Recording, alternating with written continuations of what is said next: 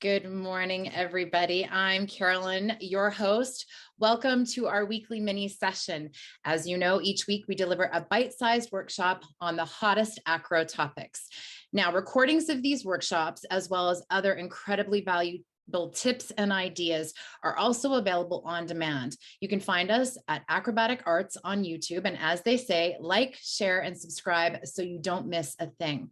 Now, today's topic is creating a recital routine for preschool dancers. We have special guest and our in-house preschool expert, Loren Dermody, with us. Loren has been with Acrobatic Arts since the very beginning, and she continues to share her creativity and years of experience towards the growth of new programs and the expansion of the syllabus.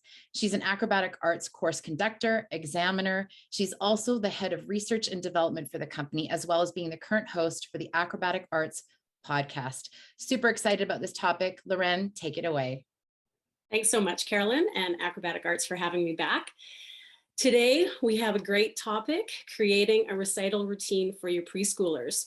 Now, I know everybody has a different way to do this, so what I'm going to do is just ask some questions to the teachers to sort of get your mind thinking maybe in a different direction or solidifying the process that you want to do. So here we go. First question is, where is the performance? So there's a few options that you have, and it will make a difference in the training time that you have with your preschoolers and maybe the stress level of the parents and the teachers. So you could do an in-studio performance, which means less stress on, getting everyone to the venue on time, making sure they have their costumes, and it's just in studio and they can have people come and watch them, and it's really fun and a nice community atmosphere. Or you can have them perform on stage, and this is also a great option. It's a little more stressful if they're new to performing on stage, but it's good to get them started right away. So you have to think about that when you're creating your recital routine. Next question, if you're teaching an acro class, will you be using the mats? And this is sort of a big question.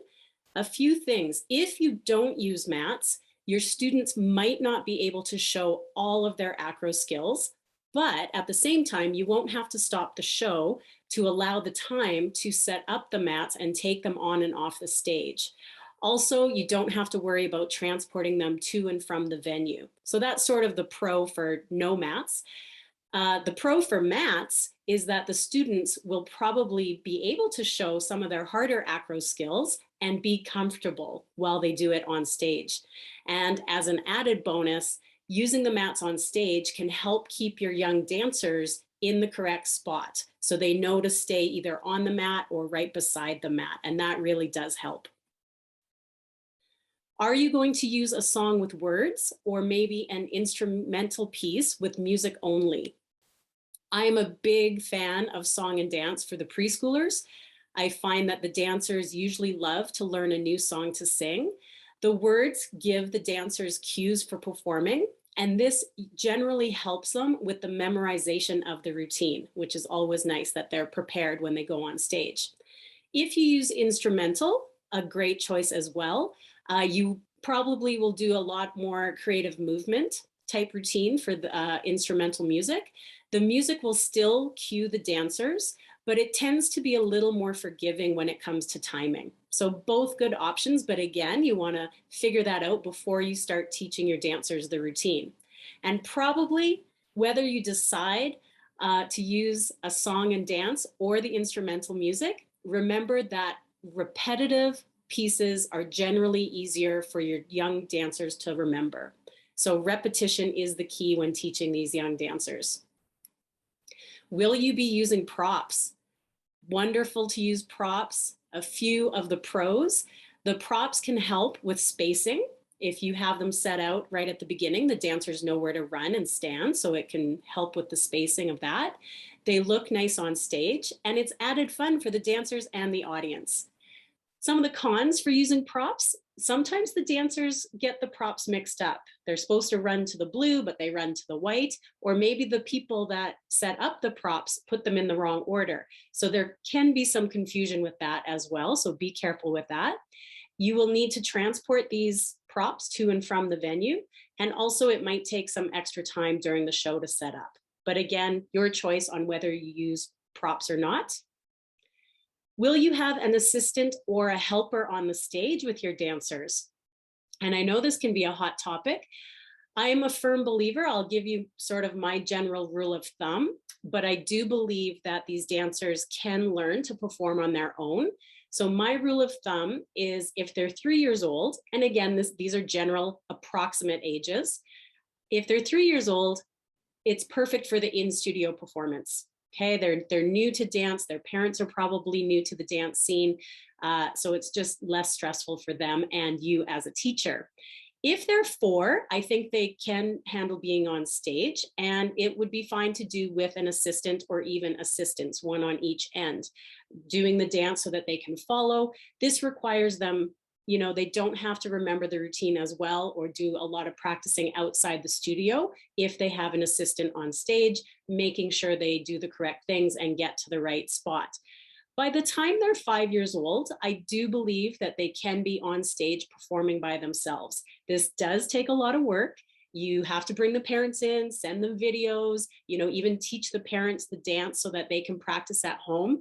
But in the long run, especially if you're a competitive studio, those 5-year-olds turn into 6-year-olds. And then if they're in the competitive class, you want them to be used to being on stage and remembering their routines by themselves. So it is a little bit of a struggle, but I think it's worth it in the end. And probably the most important thing is start teaching the dance early in class. This does not mean the actual music and teach the actual routine. It means that you as the teacher are going to know the skills that you are going to put in that routine. And then it's a great idea that you work on those skills separately before teaching your dancers their recital routine. And there's 2 really important reasons why I would suggest this. Number 1, you want to make sure that your dancers will be successful at performing the skills. And so practicing them beforehand, you'll know that when they go in the routine, they will be confident with those skills. Number 2, if you start to teach the actual routine with the actual music too early, those young dancers will become bored. And then it is very difficult to engage them in the rehearsal process. And I do have a few tips for keeping them engaged at this point, but I don't have time today to tell them, so that will have to be another session. But just keep that in mind. Start teaching the skills, maybe even a little section of the dance. And then when you start to teach the actual routine, it will go together a lot quicker and they won't become bored as easy. A few of the skills that you might put into your routine, and this is if you're doing an AcroDance recital, we have Cobra. So Cobra is a great static skill. Remember, whenever you're doing a static skill, you will have to get down to the floor and then also leave time to come up. But Cobra's a nice one. They could do it facing the audience with a smile or even turn their head. Next, we have Rise Up on Demi Point.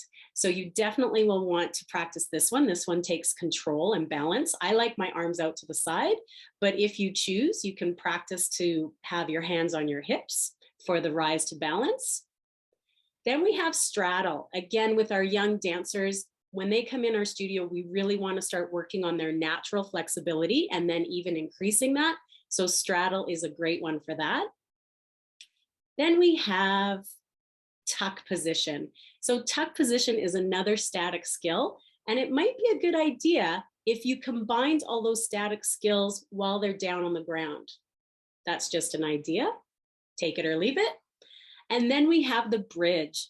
This is one that you definitely want to make sure that your students have the strength and the stamina to hold this on stage. We wouldn't want anyone coming out of their bridge maybe a little bit too early or not being able to push up into the bridge. Now we have more of the technical dance techniques. So you're going to be practicing their tendus in class, pliés, maybe even a nice basic port de bras, maybe some butterfly runs across the floor with nice stretched legs. Then we have the gallop. So now we move on to our traveling content. So I believe these are supposed to be side gallops. Watch their hips, practice side and front gallops. as well as we're going to practice skipping. So here are their skips. Again, if they're 5, they could probably do something around the stage with their traveling moves. And now we have, last but not least, the big acro finale, a somersault into a straddle with stretched feet, of course. So we want to make sure we're practicing all those skills so that they are confident and it will look good on stage. Now, you have been practicing all those skills, you've picked your music, you've given your preschoolers a routine. We have a little example of what that could look like on stage. I'll play that for you now.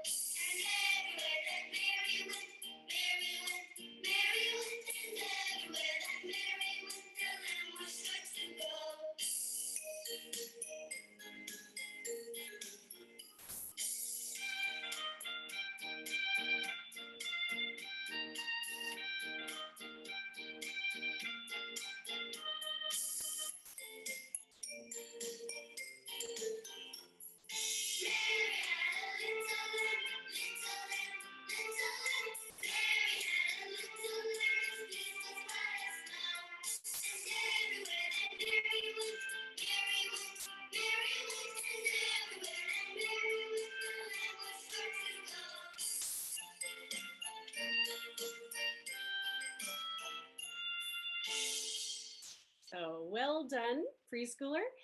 So you'd have to imagine that there were many dancers on the stage, side by side. When they do the traveling skills, again, they could go in a circle. This is always great if you do have an assistant.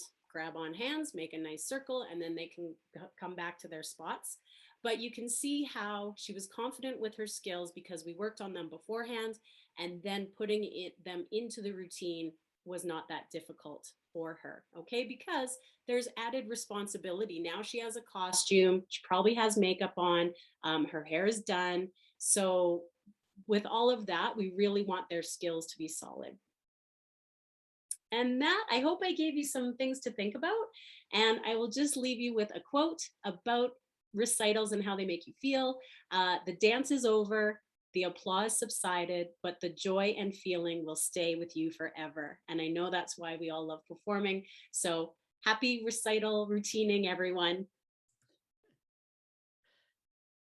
Thank you, Miss Loren. As usual, not only just about the what, but the why as well. So some great, amazing tips. Thank you so much for that.